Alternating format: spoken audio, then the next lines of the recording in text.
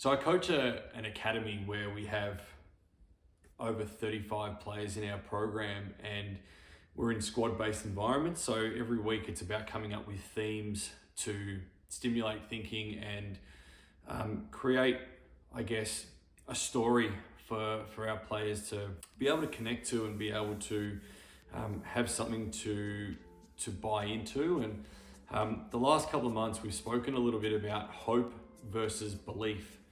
And hope versus belief is a little theory based around when you get to tournament time, you want to be able to believe in yourself that you've done the work to be able to perform and execute, as opposed to hoping that you can get to that tournament and hoping that you play well. And a lot of players like the idea of becoming a very good player, but sometimes don't want to put the work in. So, on our whiteboard, we put hope versus belief on a weekly basis, and we talk about the actions and behaviors that it takes to gain belief in yourself. So when you get to the tournaments, you can do it. So obviously we speak a lot about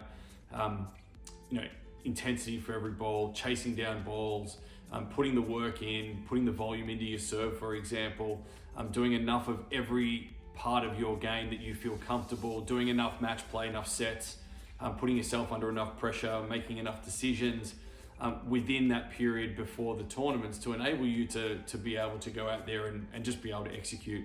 You want to be able to play on instinct as opposed to play with the conscious part of your brain thinking through it. So what we want to do is make sure that we are out there and instinctively doing things that we need to be doing to be able to win and perform well. So the biggest thing that we've spoken about the last couple of months is build the belief.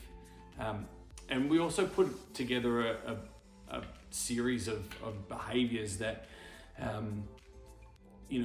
probably make you play on hope, like, you don't put the work in, or you don't play enough practice matches, or it rains and you don't do any fitness work, for example, or you don't do enough work on your movement and you're expecting your game to perform. So that's just not going to happen. Sometimes we can fluke it and play well without the preparation, but most of the time it's a matter of being consistent in your performance.